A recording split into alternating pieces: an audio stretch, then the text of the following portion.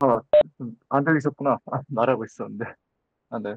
혹시 제가 이제 아침 잘 들리세요? 먼저?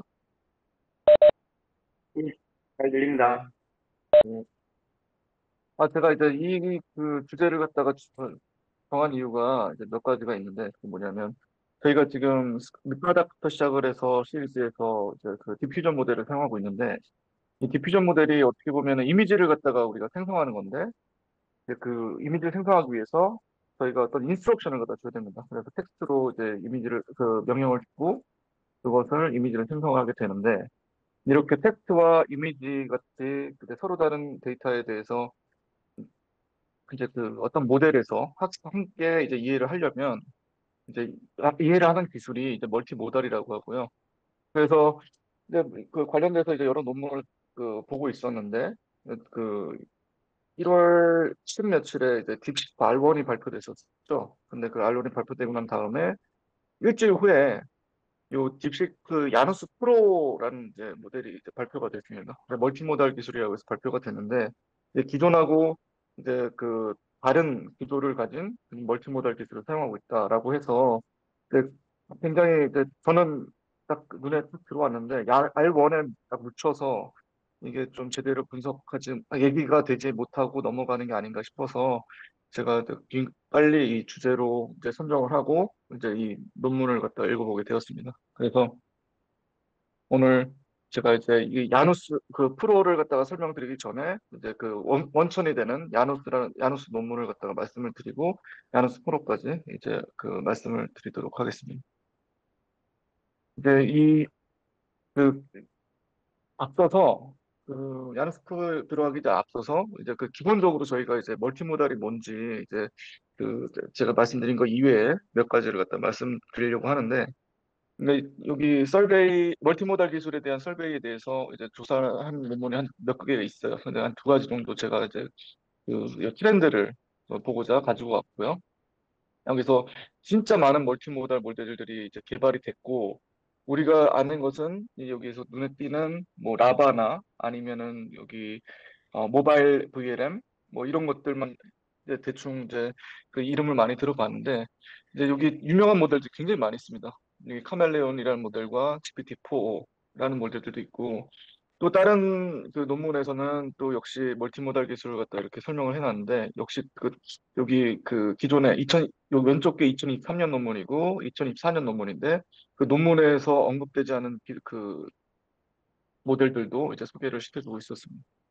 그래서 이제 기본적으로 이제 그 멀티모달이 뭔지 이제 이해를 하고 넘어가야 되는데 이제 멀티모달이 있고 멀티모달 LLM이라고 해서 MLLM이라고 이제 사람들이 부르고 있습니다. 근데 여기서 이제 멀티모달은 그냥 단순히 그 텍스트와 이미지 그리고 사운드 이런 걸 갖다가 다 한꺼번에 이제 한 개의 모델에서 분석 좀 학습을 하는 게 이제 멀티모달인데 이제 여기다가 LLM을 붙여서 이제 뭐 텍스트를 생성하거나 이미지를 생성하는 그런 이제 그 기술들이 이제 파생되기보다는 응용되어서 나올 수 있다고 합니다.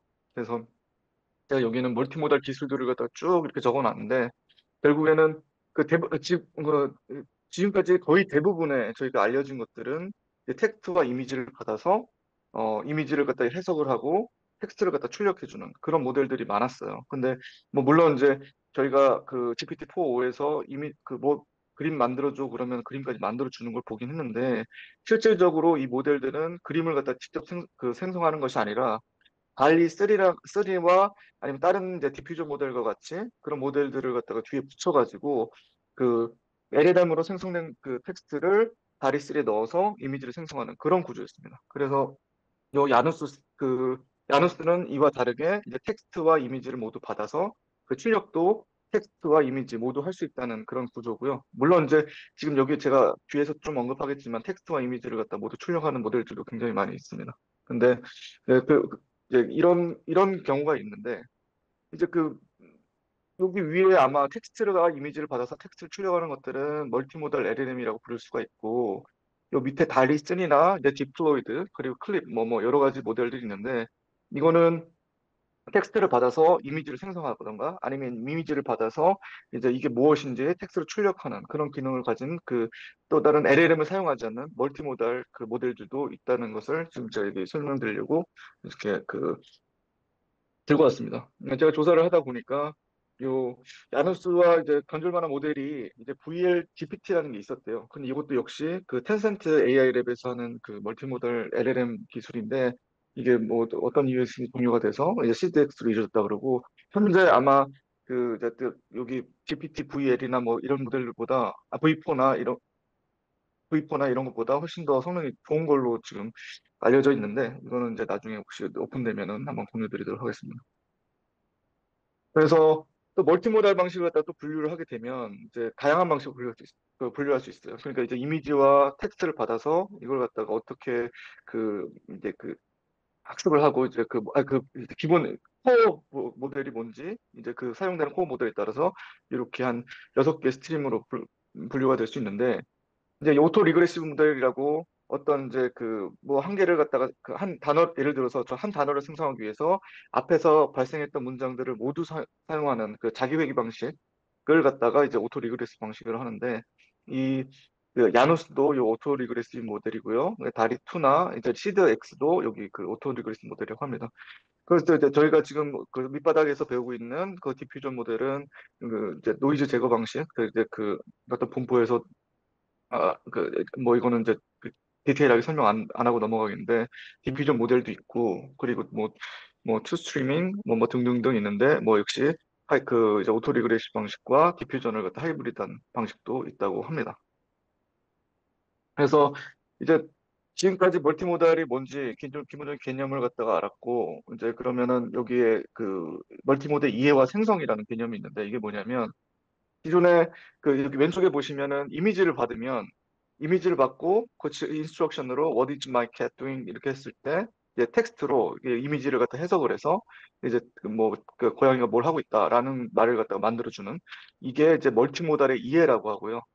그리고 이미지 언더스탠딩이라고 합니다. 뒤에서 용어가 이제 왔다 갔다 거릴 테니까 그렇게 그 좀 이해해 주시면 좋을 것 같고 이미지 제너레이션은 그 텍스트가 인스트럭션이 주어졌을 때 그 인스트럭션에 따라서 이미지를 갖다 생성하는 것이 이제 그 이미지 제너레이션이라고 합니다. 근데 기존에는 그 이미지 언더스탠딩에서 나바 모델이 굉장히 유명했고 이미지 생성에서는 다리3나 스테이블 디퓨전이 유명을 했는데 이것을 LLM이 이제 모두 통합을 해서 이제 기존에는 이제 이 이미지 제너레이션이나 이미지 언더스탠딩이 따로따로 존재를 했어요. 아까 제가 말씀드렸다시피 GPT-4도 자기만의 그 LLM 모델이 있었는데 멀티모달 LLM 모델이 있었는데 뒤에 이미지 생성하기 위해서 여기 디퓨전 모델, 다리3를 갖다가 붙였는 거고. 근데 이제 그러면 이거 자체를 전부 다 LLM에서 통합을 할 수 없을까 해서 유니파이드 통합 모델이 이제 소개되고 있었습니다. 그래서 이제 야누스나 카멜레온 뭐 등등 여러 다른 모델들이 이제 나오기 시작을 했고 이 모델 같은 경우에는 이미지나 텍스트를 갖다가 모두 받은 다음에 이것을 이미지도 생성을 할 수도 있고 이제 그 텍스트도 이미지를 갖다가 이해를 한 텍스트 그 생성을 하는 게 이제 요 통합 모델의 특징입니다. 결론은 LLM의 기조가 물론 이제 LLM이라고 표현하긴 그렇고 이 MLLM이 이제 그 자체만으로 이제 이미지까지 생성을 할 수 있다는 것이 이제 핵심이고요. 이제 그 이제 본격적으로 야누스에 들어가서 이 제목을 보면은 그 디커플링 비주얼 인코딩이라고 해서 비주얼 인코딩을 갖다 분리했다는 건데 이제 통합된 멀티모델 이해와 생성을 위해서 뭐 요즘 그 시각적 인코딩을 분리했다라는 의미입니다. 그거는 제가 이제 빨리 먼저 간략하게 말씀을 드리면 이제 그 LLM이 있는데 여기서 이제 그 텍스트를 갖다가 생성하는 그 비주얼 인코더와 어, 그 이미지를 생성하는 비주얼 인코더가 서로 분리했다는 뜻이고요. 이건 이제 뒤에서 아키텍처를 보시면은 쉽게 이해하실 수 있을 것 같습니다. 그래서 이제 그 야누스 모델은 멀티모달의 이해와 멀티모달의 생성을 통합하는 오토 리그레시브 프레임워크라고 해서 이 오토 리그레시브 모델은 이제 LLM이라고 표현할 수 있고 거기에 이미지 이해와 생성에 대한 이제 그 비주얼 인코더들이 붙어 있는 구조로 이제 말씀드릴 수 있습니다. 예. 근데 이제 그 과거에는 이제 그 비주얼 이제 단일 비주얼 인코더라고 했어요. 제가 지금 이렇게 그 글로 써서 말씀을 드리면 이해를 갖다 빨리 못 하실 수도 있겠는데 이제 그 뒤에서 보시면 한 번 더 설명을 드리겠지만 이게 그 이제 이미지 생성과 여기 제가 이제 녹색 글씨로 적어놓은 부분이 굉장히 그 좀 사실 이걸 먼저 읽으시면 이해하기 편한데 이미지를 갖다가 생성을 할 때는 죄송합니다. 이미지를 갖다 이해를 할 때는 이미지를 보고 이해를 할 때는 약간 이제 그 이미지가 예를 들어서 이 사진의 동물은 무엇인가요? 네, 물어봤을 때 이제 그 사진에 들어가 있는 동물이 뭔지 그리고 주변의 환경이 어떤 건지 이런 이제 큼직막한 그 의미론적인 이제 고수준의 정보를 갖다가 추출하게 되는데 근데 시각적인 생성 작업에서는 사실 이제 강아지를 갖다가 그려줘. 그러니까 해변에 서핑한 강아지를 그려줘 했을 때 해변에 서핑한 강아지를 물론 그려주지만 거기 강아지의 뭐 털과 질감 그리고 파도들이 뭐 그 세게 치고 있는지 적게 치고 있는지 모래 입자가 무슨 색인지 뭐 이런 거에 대해서 이런 것들 그러니까 이제 약간 이제 세부적인 더 수준의 시각적인 효과까지 이제 그 포커싱을 해야 된다는 게 이제 그 이해와 생성에서 좀 이제 차이가 있는 부분입니다. 근데 이거를 갖다가 한 개의 비주얼 인코더로 학습을 시키면 이제 그 제대로 그 이해는 뭐 예를 들어서 그 이미지를 보고 해석하라 그러고 그 뭘 이미지를 만들어라고 했는 그 약간 서로 다른 타스크를 갖다가 임무가 주어졌을 때 제대로 이제 해석을 못한다. 네, 제대로 이제 수행을 못한다라는 그런 의미고요.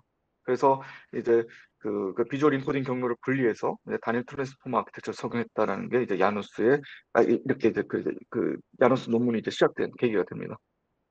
그래서 이제 기존에는 뭐 지금 이제 제가 여기 설명을 다 드렸었고 어 이제 그 기존의 모델들은 여기 EMU라는 이제 모델이 있는데 이것도 이제 그 제가 아까 말씀드렸듯이 LLM을 갖다가 한 그 텍스트를 이해하는 이미지를 보고 이미지를 보고 텍스트를 생성하는 비주얼 이해를 갖다가 그 가지고 있었는데 거기다가 디퓨전 모델을 갖다 더해서 이미지를 생성했다라는 의미고 그리고 그 이제 모든 이제 이거는 이제 제가 여기다 그 아까 전에 말씀 비주얼 인코딩을 갖다가 한 개밖에 안 썼다 뭐 그런 의미고요. 그래서 이제 약간 그 예를 들어서 아까 전에 말씀 이미지가 주어졌을 때 하는 행동과 이미지 생성하는 행동이 이제 서로 이제 그 고수준의 의미와 저차원의 그런 이제 그 표현을 갖다가 서로 다 이제 그 생성에 대해서 한 모델에서 이제 트레이드오프가 발생해요. 그러니까 어떤 걸 더 잘해야 될지도 모르겠고 뭐 이렇게 뭘 하라 그러면 서로 이제 충돌이 발생하는데 이런 이제 절충이 발생하는 문제들이 있다라는 게 이제 이런 이제 기존의 그 문제점들이었고요.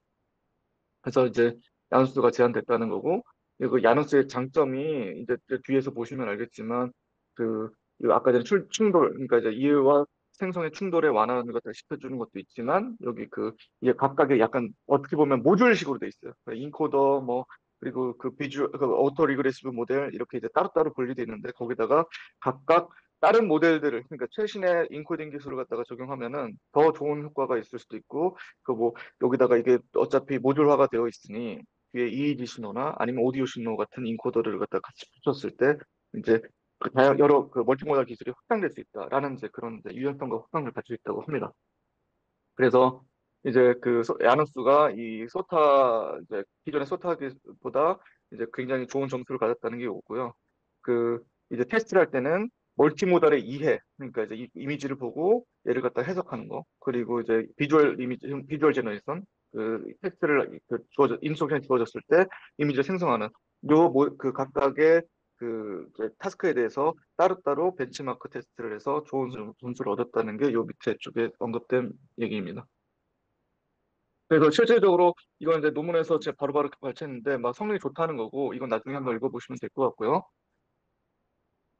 이제 이제 각각 이제 아까 비주얼 생성이나 멀티모델의 이해 이제 이게 전부 다 이제 과거에 어떤 식으로 그 학습이 됐고 그 개발이 되어 왔는지가 이제 여기 그 릴레이티드 워크에 이제 나와 있어요. 그래서 이제 비주얼 제너레이션은 그 뭐 오토 리그레시브 모델을 갖다 사용했다거나 아니면 버트 스타일로 마스킹 방법으로 마스킹 부분을 예측하는 방법을 갖다 적용했다거나 아니면은 그 디퓨전 모델로 이제 그 비주얼 제너레이션 했다거나 뭐 이런 이제 다양한 방법들을 갖다가 적용했다는 게 이제 나타나고 멀티 모델의 이에 대해서는 이제 이제 프리트레인드 LLM을 사용해서 이제 이제 프리트레인드 디퓨저 모델을 갖다 접목해서 이제 이미지 생성까지, 죄송합니다. 그, 멀티 모델을 정보를 갖다 이해를 했다는 건데, 멀티트레인드 LLM을 활용해서, 뭐, 그게 핵심인데, 이것은 그 이미지 생성까지는 없었다. 근데 거기다가 프리트레인드 디퓨저 모델 같이 다른 이제 모델들을 붙여서 이미지 생성까지 확정을 했다라는 거고, 어, 그래서 이제 이제 비주얼 생성 능력이 외부 확산 모델을 갖다가 적용했기 때문에 이제 그 두 모델이 서로 따로따로 존재했기 때문에 이제 단독 예를 들어서 이미지 생성에 대한 디퓨전 단독 모델을 사용했을 때보다 더 성능이 떨어진다라는 그 말을 갖다가 이제 여기서 보여주고 있습니다. 그래서 이제 연구원들은 이제 이제 이런 상충된 멀티 언더스탠딩과 그 이해를 갖다 제너레이션을 생성을 이제 같이 한 모델에다가 다 넣을 수는 없을까 막 이제 고민을 많이 했다는 거고요. 그래서 여기 카멜레온 방식이 나왔다는 거고, 하지만 지금 아까 전에 말씀드렸다시피 비주얼 인코딩 방법을 이제 그 이미지의 이해와 생성에 한 군데에다가 다 집어넣기 때문에 이제 서로 다른 이제 고차원과 저차원의 그런 이미지 생성과 이해 부분에서 이제 충돌이 일어나서 이제 최적화되지 못했다라는 내용이 이 중간에 대한 얘기입니다. 중간 부분에 명시된 얘기입니다. 그래서 이제 본격적으로 이제 아키텍처를 갖다가 보게 되면 이제 그 이미지 이해라는 부분이 있고 이미지 생성이라는 부분이 있어요. 여기서 제가 이제 여기서 이제 구체적 이제 기울이 그림을 갖다 좀 더 설명을 드리면 이제 예를 들어서 이제 이미지를 갖다가 이해를 할 때 LLM이 이미지 이해 언더스탠딩 인코더라는 걸 이용해서 이미지를 받고 그리고 저의 지시 랭귀지 인스트럭션을 텍스트 토커나이저가 톤으로 만들어서 오토 리그레시브 트랜스포머에다가 집어넣게 됩니다. 여기서 오토 리그레시브 트랜스포머는 R1 모델 같이 순수 LLM 모델인데요. 이 LLM 사실 근데 R1은 이제 사이즈가 크니까 사실 큰 사이즈 모델을 사용할 수가 없어요. 그래서 여기서 이 논문에서 사용한 것은 어 그 나누스 네. 뭐지? 딥시크 1.3B라는 모델을 갖다가 사용했고요. 이제 야누스 프로에서는 7B를 사용했습니다. 좀 더 큰 모델을 사용했고, 이제 여기 이 오토 리그레시브 트랜스포머가 이제 이미지와 텍스트 정보를 갖다가 받아서 텍스트를 생성하던가 아니면은 이제 이미지를 갖다 생성을 하는데 요 이 이미지 언더스탠딩 부분에서는 이제 여기 이미지를 이해하는 언더스탠딩 인코더를 따로 만들었고 이미지 생성에서는 이제 이미지를 학습할 때 이제 이미지를 생성하기 위한 이제 슈퍼바이즈 러닝을 할 때 이제 이미지를 넣기 위해서 요 제너레이션 인코더라는 것을 갖다가 다시 만들었다는 거. 근데 따로따로 분리했다는 거고요. 근데 다른 모델들은 요 언더스탠딩 인코더와 제너레이션 인코더가 한 개의 비주얼 인코더를 만들어져 있다는 게 이제 특징입니다.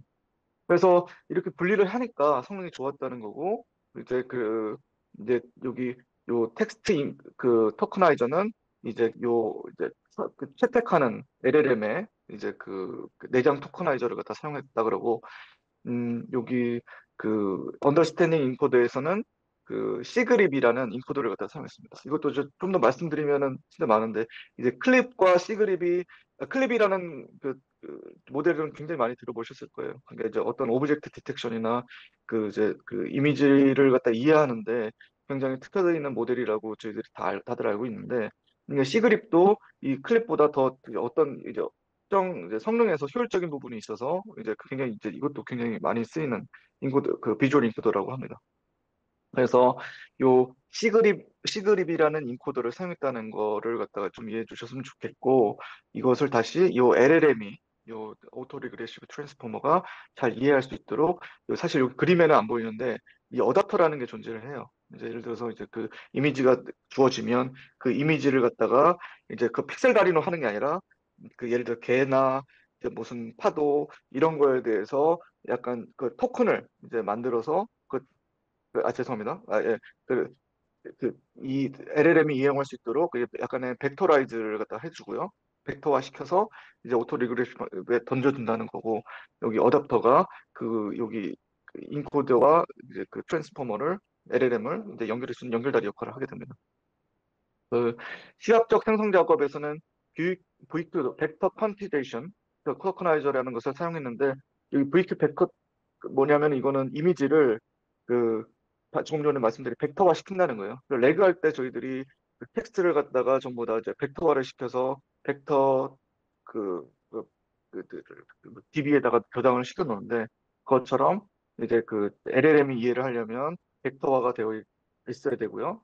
이 내부에서 LLM 내부에서 그 그러기 위해서 이 그 벡터 퀀티자 그 토커나이저를 사용했는데 여기에는 뭐 그 다양한 방식이 존재하는데 여기에서는 그 이제 어디 라마에서 사용하는 토커나이저를 사용했다 그러더라고요. 뒤에서 한번 언급이 될 것 같고 아무튼 그래서 이런 이제 이미지가 그 학습을 시킬 때 얘가 이제 그 이미지 생성하라는 걸 슈퍼바이즈 러닝을 위해서는 텍스트와 이미지가 텍스트를 넣고 뭘 생성하라는 텍스트를 넣고 그 생성에 대한 답변, 그 이미지를 갖다가 딱 이제 정답 레이블을 갖다 넣어줄 때 이 정답 레이블을 이해하기 위해서 여기 이런 이제 제너레이션 인코더를 갖다 주로 사용하고 거기에서 VQ 토크나이저로 이제 LLM이 이해하도록 만들었다고 합니다. 그래서 사실 제가 이 그림 지금 이제 보시는 그림은 이제 그 과거 이제 서베이 멀티모달 라지 랭귀 모델에서 갖고 온 내용인데 거기서 갖고 온 게 맞겠죠? 네, 거기 갖고 온 거 맞고요. 기존 모델들은 이런 식으로 했다는 건데 앞 모델하고 거의 비슷해요. 여기 텍스트를 받아 LLM이 텍스트를 받고 그리고 이제 그 오디오나 이미지나 비디오 같은 멀티모달 인코더를 갖다 넣어서 여기 제가 아까 전에 언급했던 어답터 커넥터들을 갖다 사용해서 LLM에 집어넣어 줬다는데 그 구조는 이런 식으로 생겼다라는 거고 여기 제너레이터가 이제 디퓨전 다리 3나 이런 모델을 갖다가 여기다 붙여서 이제 이미지나 뭔가를 갖다가 다른 음성신호를 갖다가 생성할 수 있다라는 구조가 이거고요. 지금 앞서 이제 보여드렸던 구조는 이제 그 언더스탠딩과 이미지를 갖다 분리했다는 거고, 요것은 한 개로 이제 통합된 이제 멀티모달 인코더를 갖다 사용했다는 게 요 그 그림의 내용입니다.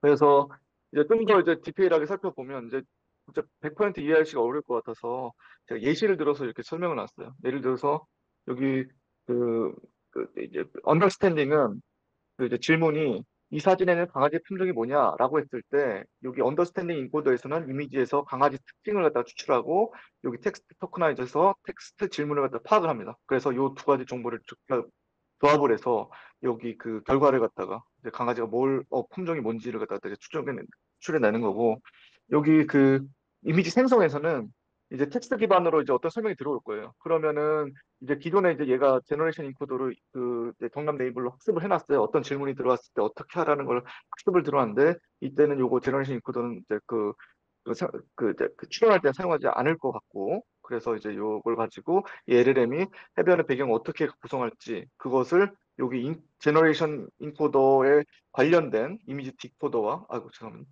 그, 그 거기에 맞춰서 이제 그 코드 벡터들을 갖다가 아이디들을 갖다가 생성하게 됩니다. 그래서 그 다음에 그 예를 들어서 강아지 아이디가 고양이 이미지가 뭐 156, 뭐 890점 이런 이제 어떤 리스트 형식인지 뭐 그거는 이제 그 코드 벡터를 갖다가 코드 벡터를 봐야 되는데 아무튼 이런 걸 가지고 이제 그 변화를 하게 됩니다. 어떤 이미지로 실제 이미지로 변환하는 게 이미지 디코더고요. 이게 이제 그 각각의 그 이해와 된 생성에 그 동작하는 원리라고 말씀드릴 수 있습니다. 좀 더 이제 논문에서는 더 디테일하게 들어가요. 뭐 예를 들어서 그 이제 텍스트 이해 멀티모달 이해 작업에서는 뭐 빌트인 프레딕션 헤드를 갖다 사용했다는 건데 이런 단어들은 이제 그 저희가 지금까지 스터디를 굉장히 많이 했는데 그 중에서 그 다음 단어 예측이나 이제 감정 분류는 어떻게 할지 그런 그 여기 헤드가 거기에 대한 그 헤드고요. 이제 특정 작업을 위한 헤드고 그건 이제 내장 헤드를 갖다 사용했다는 게 여기 지금 그 왼쪽 하단에 그 나와 있다는 거고 시각적 생성 작업에는 야누스에서 별도로 구현을 했어요. 왜냐하면 이제 LLM 자체가 이제 뭔가 이미지를 갖다가 생성하는 헤드가 없기 때문에 아니 이미지를 생성을 위한 헤드가 없었기 때문에 야누스에서 이제 별도로 구현했다는 거고 다른 모델 카멜레온도 마찬가지입니다. 근데 이것은 randomly initialized 뭐 prediction head라고 해서 이제 그 약간 이제 그 랜덤하게 만들어 어떤 헤드에다가 이제 그 VQ 토크나이저 아이디가 이게 이제 그 생성이 된다는 거고요. 이거는 이제 너무 이제 만약 여기도 설명드리면 진짜 디테일하게 들어가기 때문에 제가 여기선 여기까지만 설명드리고 아무튼 이렇게 요 빌트인 헤더를 사용했고 LLM에서의 그리고 이제 그 오토 그 랜덤이 이니셜라이즈드 프레딕션 헤드를 갖다 사용했다는 게 이제 특징입니다. 또 다른 특징입니다. 네. 그래서 이제 오토 리그레시브 프레임워크 트랜스포머를 사용한다는 게 한다는데 이게 이제 그 아까 전에 말씀드렸다시피 뭐 다음 순서에 나오는 걸 예측하기 위해서 앞서 나왔던 토큰들이나 이제 그 아이디들을 갖다 다 활용한다는 거고요.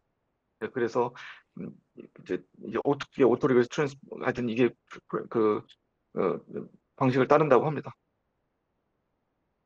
그래서 사실 이 멀티 모델은 방법도 과정도 굉장히 중요하다 그러더라고요. 이게 지금 이제 구조 뭐 아키텍처를 갖다 잘 만들어 놓으면 이 아키텍처 내부에 이제 가중치나 이제 각종 파라미터들이 다 들어가 있는데 이 학습하는 방법에 따라서 이제 성능이 이제 달라진다고 합니다. 그래서 대부분의 이제 그 멀티모달 기술을 갖다 연구하는 사람들은 요 스테이지 1, 2, 3라고 해서 이렇게 단계를 나눠서 이제 학습을 진행한다 그러더라고요. 이게 이제 기본적인 그, 그 멀티모달 기술의 학습 과정이고 이 야누스도 그 학습 과정을 갖다 따랐다고 합니다. 물론 이제 세부적으로 약간 이제 변형을 준 부분도 있긴 있어요. 그 부분은 이제 서로 또 비교를 갖다가 제가 이제 그 다른 모델들이랑 비교를 갖다 해보지 않아서 그 어떤 부분이 바뀌었는지 모르겠지만 아무튼 이제 큰 구조는 이제 1, 2, 3를 따른다라는 거고 이제 그 각 스테이지별로 어떤 식으로 학습을 시키는지를 갖다 좀 더 자세하게 살펴 보면은 이제 스테이지 1에서는 LLM 모델을 갖다 학습을 안 시킵니다. 안 시키고 이제 그 이미지에 관련된 이제 시각적인 요소와 언어적인 요소 간의 개념을 갖다 연결시켜 주기 위해서 이제 인스트럭션 셋을 넣었을 때 여기 언더스탠딩 어댑터 아까 전에 말씀드렸던 LLM이 이해할 수 있는 그런 이제 그 아이디로 변환시켜 주는 그런 부분과 그 그 역시 재능 생성에 대한 그 학습을 위해서 이미지를 주어졌을 때 레이블이 주어졌을 때 그 LLM이 이해할 수 있는 그런 쪽을 갖다가 먼저 학습을 시키고 여기 이미지 생성에 대해서 그 역시 생성할 때는 LLM이 출력한 그 어떤 그 벡터들을 아이디들을 이제 다시 이미지로 바꿔주는 그쪽 부분까지 이렇게 세 가지를 갖다 먼저 학습을 시켜서 그 시각적인 요소와 언어적인 요소 간의 개념을 서로 먼저 연결시켜 준다고 합니다. 네, 그래서 이제 그 이제 요쪽 각각의 파라미터들을 갖다 학습을 시킨 다음에 그 다음에 이제 전체를 갖다 학습시켜요. 이제 그래서 이제 멀티모달 코퍼스라고 해서 저희가 학습을 시킬 때 이제 그 주로 사용하는 데이터셋 그러니까 뭐 그 텍스트와 이미지를 갖다가 같이 넣어서 그 이미지를 생성하는 거나 아니면 텍스트를 넣어서 이미지를 생성하는 이런 이제 그 어떤 그 코퍼스가 존재를 하는데 그 코퍼스로 이제 사전 학습을 갖다가 수행을 한다고 합니다. 그래서 이때는 여기 LLM도 같이 학습을 시켜서 여기를 갖다가 그 가중치가 업데이트 된다고 하고요. 이거는 이제 딥시크에서 야누스에서도 직접 이제 뭔가를 개발한 게 아니라 그 픽셀아트라는 그, 그 구조에서 영감을 받아서 그 이미지넷 1K를 갖다 사용했다고 합니다. 근데 뭐 이건 이제 다른 논문에도 요 이미지넷을 갖다 사용해서 이제 시각적 생성을 갖다 학습했다는 건데 이때는 여기서 중요한 점이 뭐냐면 픽셀 의존성을 갖다 파악을 했다는 겁니다. 이게 뭐냐면 그 이미지에서 이제 각 픽셀들의 그, 이제 그, 이미지에서 그 픽셀에 어떤 정보를 담아야 될지를 이제 이미지넷 1K를 통해서 이제 학습을 했다는 거고 그 픽셀 정보를 갖다 여러분들이 다 이제 이해를 하고 계시니까 그 픽셀에 대한 개념을 이해하고 계시니까 아무튼 그 이미지를 표현하는데 그 이제 각각의 픽셀이 어떻게 서로 연관이 돼 있는지 그러니까 개나 고양이 뭐 배경 이쪽이 어떻게 연관이 돼 있는지를 요 이제 이미지넷을 통해서 이제 학습을 할 수 있다고 합니다. 그래서 아무튼 이제 그 다음에 이제 그 이미지를 먼저 요 앞쪽에서 그, 학습을 하고 바로 이제 텍스트와 같이 이미지를 갖다가 그 같이 텍스트 데이터 데이터를 통해서 이제 시각적 생성 능력을 갖다가 향상시켰다는 게 스테이지 2의 얘기고요. 네. 스테이지 3에서는 이제 저희가 이제 항상 하는 마지막 단계에 인스트럭션 팔로잉을 위해서 이제 슈퍼바이즈 파인 튜닝을 합니다. 여기서도 이미 그 멀티모달에 대해서도 그 내용이 요거고요. 그래서 아무튼 여기서 핵심 내용은 인스트럭션 팔로잉이라는 거고 이제 그럼 결국에는 여기에는 그 순수 대화 텍스트나 멀티모델 데이터, 시각적 생성 데이터를 갖다 모두 혼합해서 이제 그 어떤 경우에도 이제 그 지시에 따라서 대답을 할 수 있게끔 만들어주는 그 만들어주기 위한 학습 방법을 여기에서 이제 스테이지 3에서 이제 진행하고 있습니다. 그리고 저희가 이제 학습 때 이제 모델 구조에서 진짜 빠질 수 없는 게 여기 이 로스 펑션이에요. 그 로스 펑션은 오토 리그레시브 방식들이 대부분 이런 그 앞서 나왔던 그 데이터들과 그리고 이제 출력에 대한 이제 어떤 확률 이제 그 확률을 통해서 하는데 이제 크로스 엔트로피가 그런 이제 확률에 대한 표현이고 이런 이제 로스를 갖다가 사용을 해서 이제 이제 로스가 가장 적어지는 방법으로 이제 학습을 진행을 한다고 하면. 그래서 사실 제가 여기 대해서 좀 이제 그 비주얼 언더스탠딩과 비주얼 제너레이션에 대한 예시를 갖다가 제가 이제 GPT로 좀 찾아보고 다른 것도 찾아봐서 제대로 그 이제 맞는 것들을 갖다 여기다 제가 예시를 갖다 적어놨어요. 그래서 요건 나중에 한번 읽어보실 것 같고 하여튼 로스 계산 방법은 그 이전에 나왔던 단어나 이미지를 통해서 그 이제 다음 이제 토큰들을 갖다 이제 단어나 토큰들을 예측한다는 거고 여기서 또 이제 중요한 건 뭐냐면 그 이제 이 멀티모달에서는 이제 로스를 갖다 다양하게 계산을 합니다. 그러니까 텍스트를 이해하는 부분에 대한 로스, 그리고 멀티모달에 대해 이해하는 데 대한 로스, 이미지 생성에 대한 이해한 로스, 이걸 다 이제 다 따로따로 존재를 하는데 이것에 대해서다가 이제 별도의 이제 가중치, 그러니까 그 뭐 알파, 베타, 감마처럼 이제 어느 가중치를 갖다 더 줘서 텍스트 이해를 갖다 좀 더 잘하게끔 만들어 준다든지 그런 식으로 안 했고 동일한 가중치를 갖다가 줘서 이제 그 손실을 갖다 계산했다고 합니다. 이제 그 이제 지금 제가 다 말씀드린 게 넥스트 토큰 프레딕션 방식이에요. 인퍼런스 할 때도 이제 어떤 텍스트 이제 여기 보시면 강아지 강아지 이미지를 주고 나서 이 사진의 동물은 뭐입니다라고 했을 때 그 강아지가 나오게 하고 그 다음에는 그 입니다라고 나오는 그런 이제 이런 넥스트 토큰 프레딕션 방식을 갖다가 채택을 했다고 하고요. 이거는 이미지 이해에서 그러니까 이미지가 주어졌을 때 텍스트로 이미지를 어떻게 이해한 이미지 정보를 갖다 표현하는 거는 이런 식으로 했고 이미지 생성 부분에 대해서는 그 약간 다른 방식을 적용했대요. 그게 뭐냐면 그 CFG라고 해서 이제 그 이미지 생성 과정에서 생성 품질을 갖다 향상시키는 기술이라고 하는데 여기 이것도 사실 이해를 하려면 이제 굉장히 디테일이 큰데 제가 그냥 샘플만 간단히 먼저 드리면은 이미지 생성을 하기 위해서 어떤 프롬프트 그러니까 이제 그 해변에서 노는 강아지라는 텍스트가 프롬프트가 주어지고, 그럼 거기에 맞는, 여기 뭐가 그럼 여기에 뭐가 들어가야 되겠니? 그래서 그 해변이 나오니까 하늘도 나올 거고, 그래서 하늘 구름 기타가 있을 때 하늘에다가 높은 확률 값을 주고요.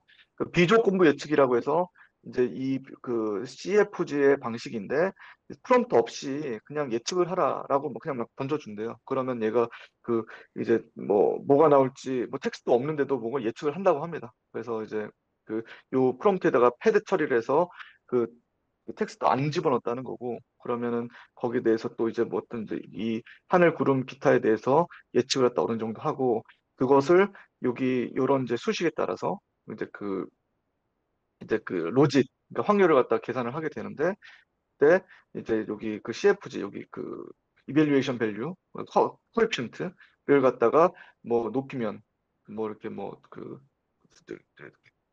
지시에 너무 프롬프트에 맞게끔 출력이 생성이 된다고 하고 만약 작으면은 프롬프트와 상관없는 이미지가 생성이 된다고 하는데 하지만 이게 이 이벨 뭐지 코에피션트가 너무 커버리면 뭐 부자연스러운 결과가 나타난다고 합니다.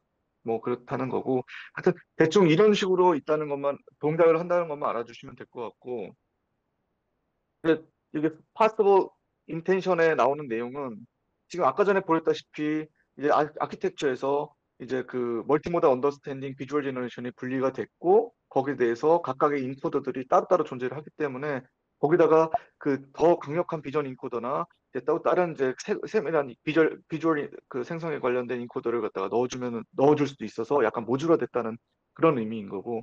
그리고 이게 어차피 이미지 생성과 이미지 이렇게 따로 나눴듯이 그 이미지 생성에 이미지 인코더가 있으면 거기 옆에다가 이제 이미지, 뇌파 이미지, 그 데이터에 대한 인코더도 넣을 수가 있고, 뭐 사운드 인코더도 넣을 수 있고 해서 이제 이런 다양한 인코더를 갖다가 반영을 할 수 있다는 게 요 이제 반영을 해서 이제 그 모델을 갖다 확장시킬 수 있다는 게 요 파시블 인텐션의 내용이었습니다.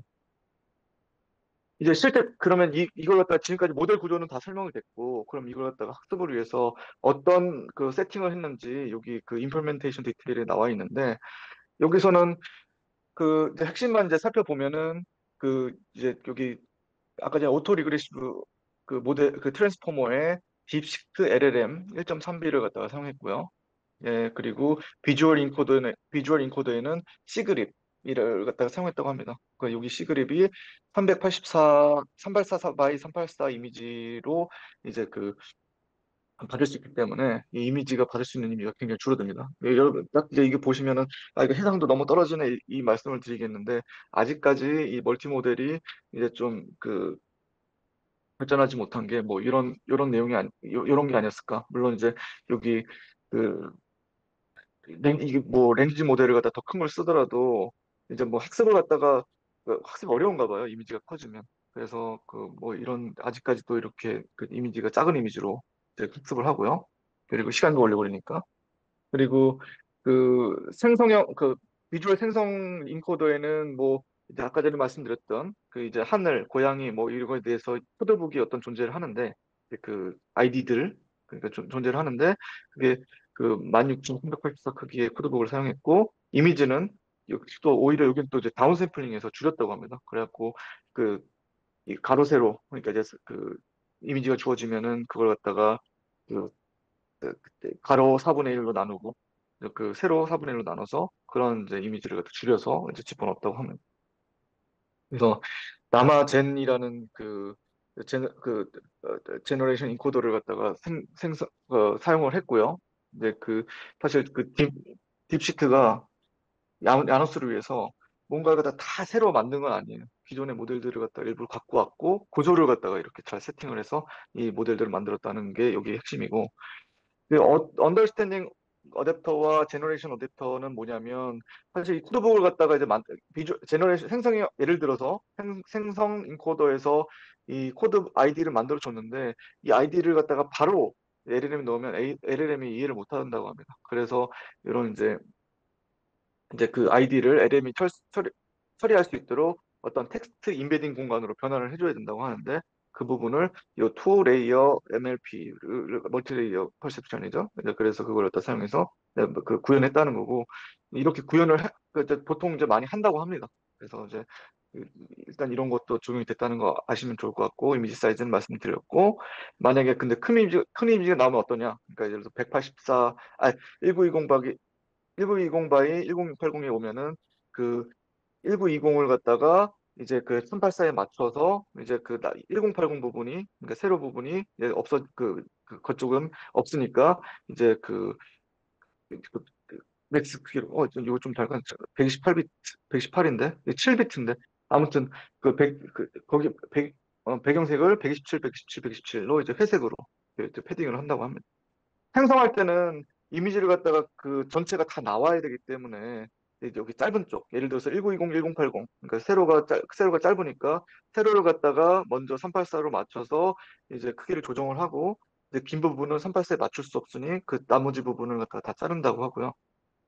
그래서 또 학습을 시킬 때는 학습을 갖다가 이미지 한 개씩 한 개씩 집어넣는 게 아니라 이제 그 이제 그 이미지를 갖다 여러 가지 이미지를 갖다 묶어서 한 번에 처리하면은 더 성능이 좋은 방식을 갖다가 여기서도 사용을 했다고 합니다. 그리고 이제 트레이닝 할 때마다 이제 이제 텍스트 생성 데이터 그리고 멀티모달 이해에 대한 데이터, 시각적 생성 데이터를 갖다가 다 나눴다고 하는데 뭐 예를 뭐 아까 전에 말씀드려서 다들 아시겠지만 순수 텍스트 이해 데이터는 텍스트만 들어가 있는 거고 텍스트가 있으면 출력에 대한 텍스트. 그리고 이미지와 이해는 이미지가 있고 텍스트를 같이 집어넣어야 되고 멀티모드 이해에 대해서는 이게 반대로 시각적 생성 데이터도 텍스트가 돼 있고 이미지도 여기 들어가 있는데 여기 텍스트만 들어있네요. 아무튼 그렇게 다 같이 이제 뭐 그 이제 데이터들을 갖다가 같이 집어넣어서 이제 학습을 했다라는 거고 이제 또 이제 여기 HAILLM이라고 해서 이거는 이제 LLM 모델이 아니라 이제 어떤 효율적으로 그러니까 데이터를 갖다 병렬적으로 집어넣어서 학습을 시키는 이제 그런 구조가 있는데 학습 프레임워크인데 그걸 다 사용했다는 거고 그것은 이제 여기 중국 환팡 이게 딥시크가 환팡에서 만들었거든요. 하이플라이어라고 하여튼 이게 환팡 그러다 환팡이라고 부르더라고요. 그래서 그거를 걔네들이 이제 이런 이제 프레임워크를 제안했고 그렇게 그 방식으로 학습을 시켰다고 합니다. 그리고 이게 A백을 갖다가 사용했다고요. 중국 제가 이것도 좀 알아봤어요. 왜 H백 사용 안 하고 H800 사용 안 했고 왜 그렇게 사용 안 했을까라고 봤더니 이제 H백이 중국에 이제 미국의 수출 규제에 막혀서 이제 사용할 수 없다고 하더라고요. 그래서 아마 그래서 이제 A백을 사용해서 학습을 한 것 같고 여기에 여덟 개 여덟 개의 A백이 장착된 16개 노드를 갖다가 사용하니까 이제 한 7일 정도의 학습 시간이 걸렸다라고 합니다.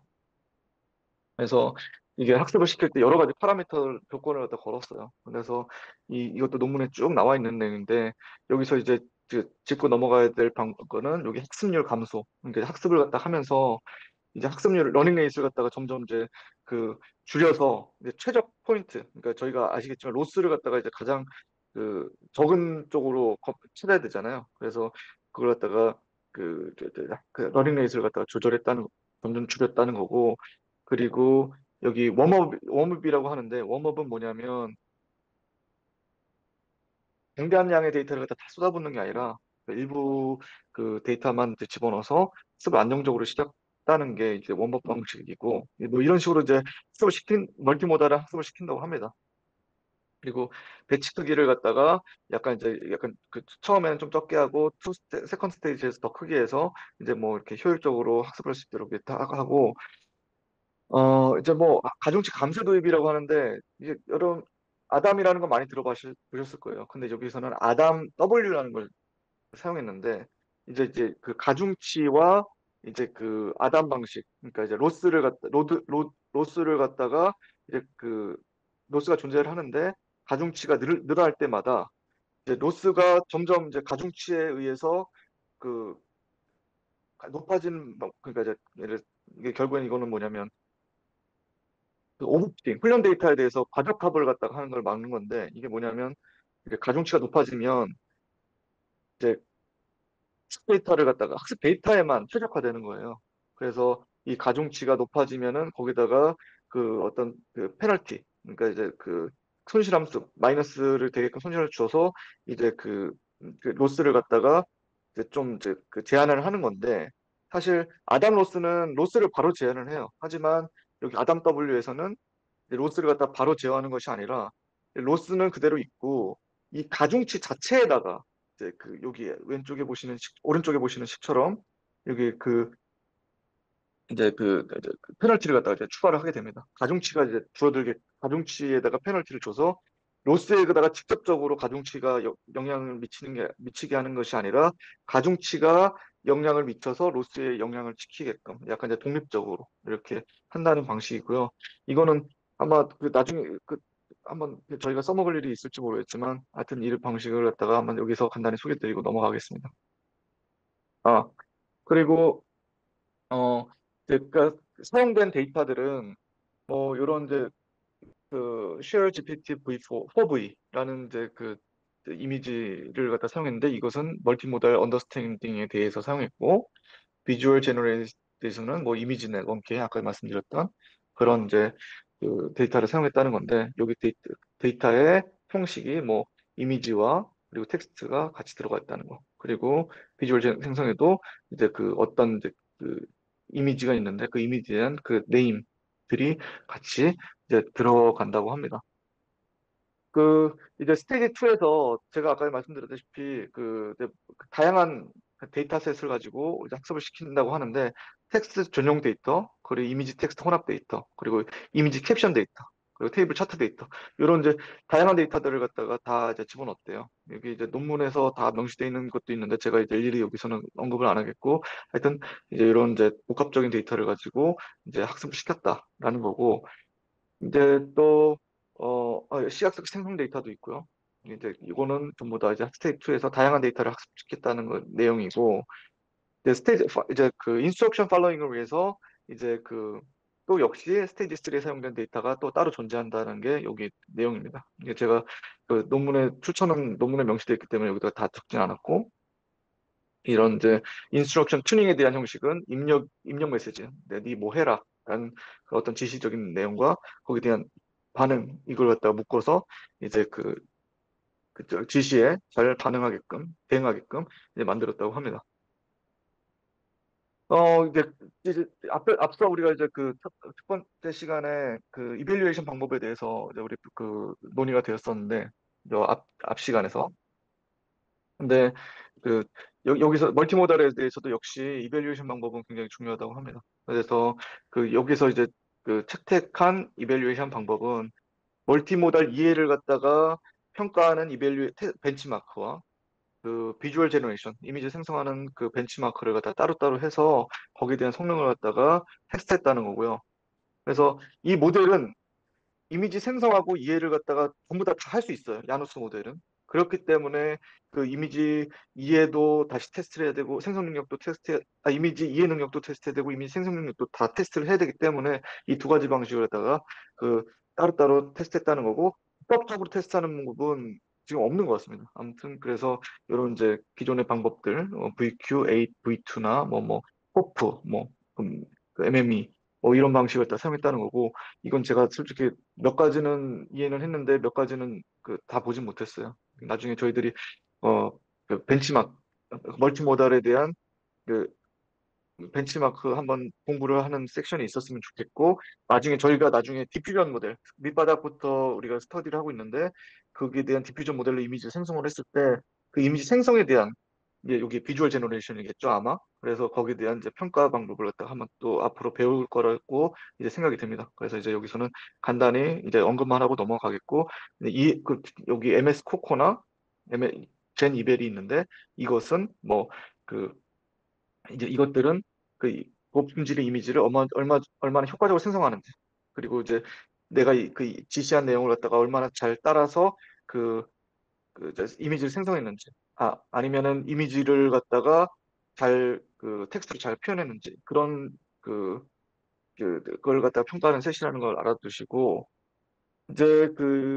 이제 이해에 대한 성능을 갖다가 이제 포타 모델과 비교를 하면은 야누스 모델이 월등히 뛰어나다는 걸 볼 수 있고요. 여기서 저희 라바 V1.5를 보게 되면 85.9인데 퍼프 점수가 여기서는 이제 87. 이게 높으면 높을수록 좋습니다.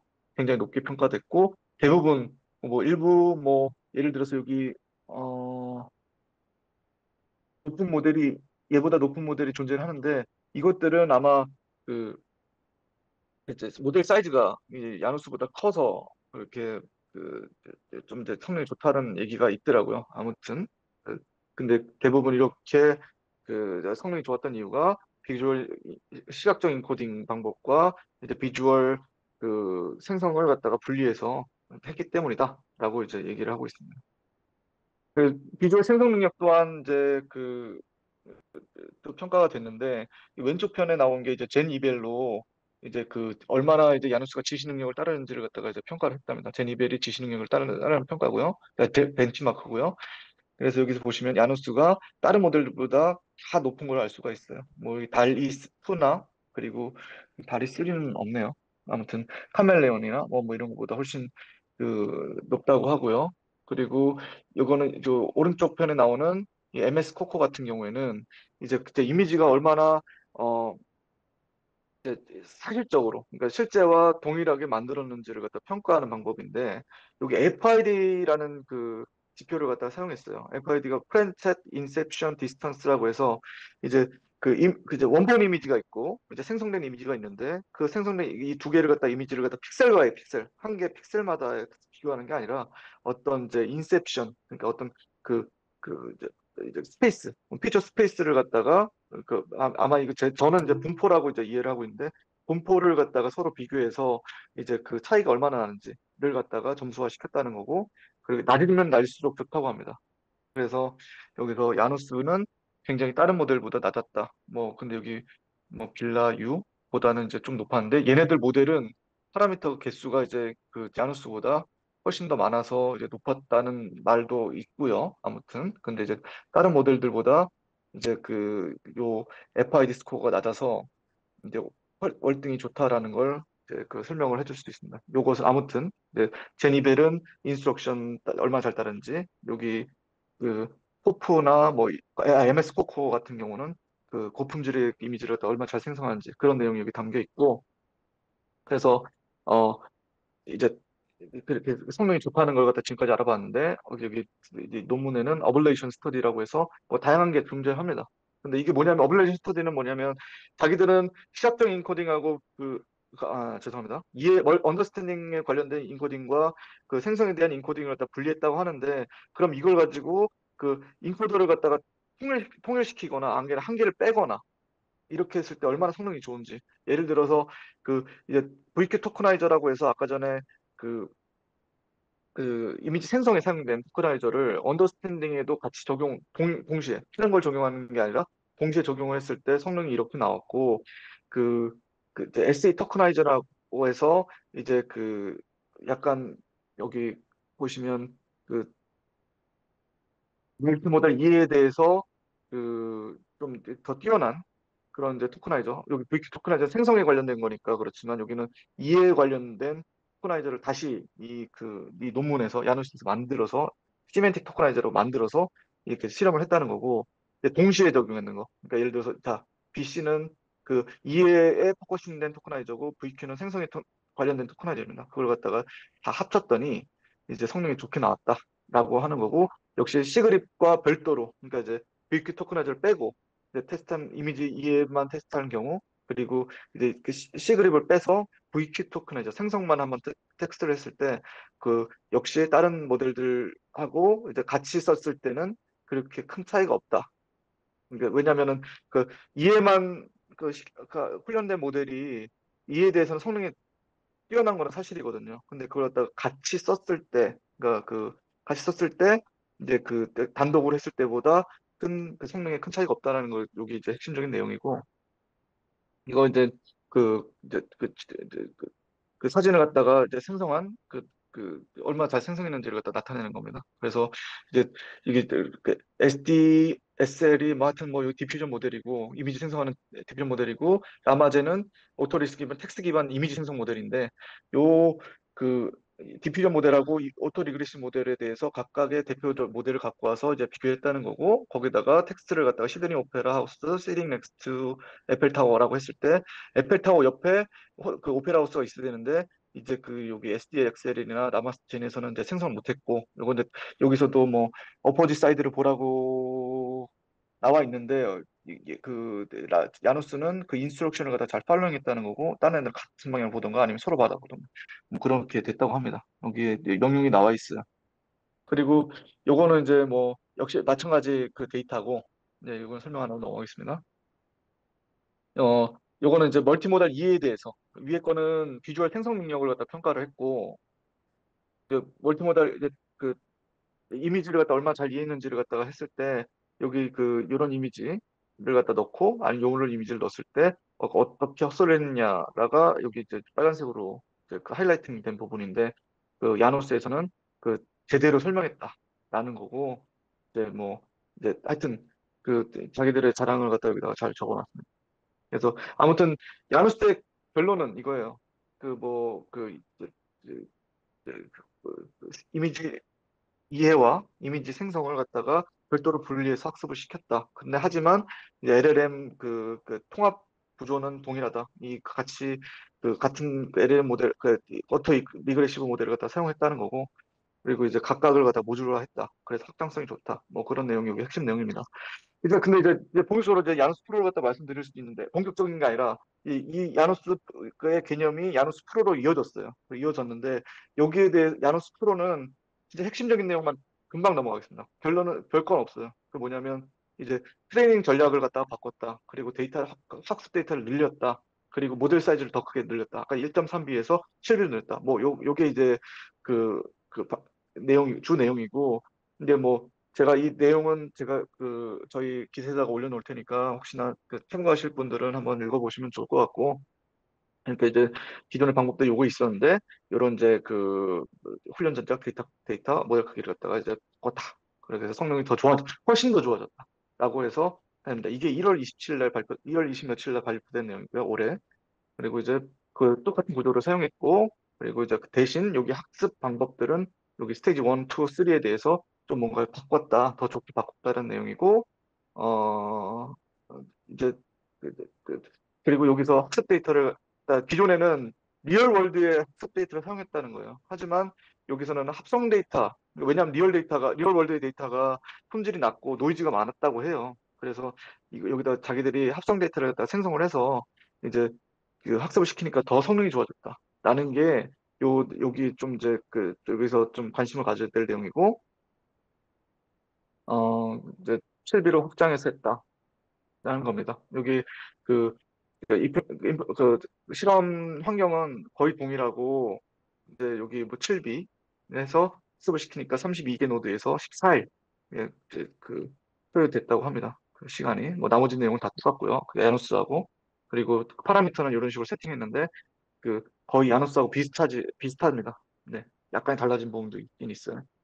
그래서 네, 종합적으로 평가를 했다는 내용이고, 이것도 자기들이 얼마나 좋다라는 그런 이제 벤치마크 성능 비교를 갖다 나타냈습니다.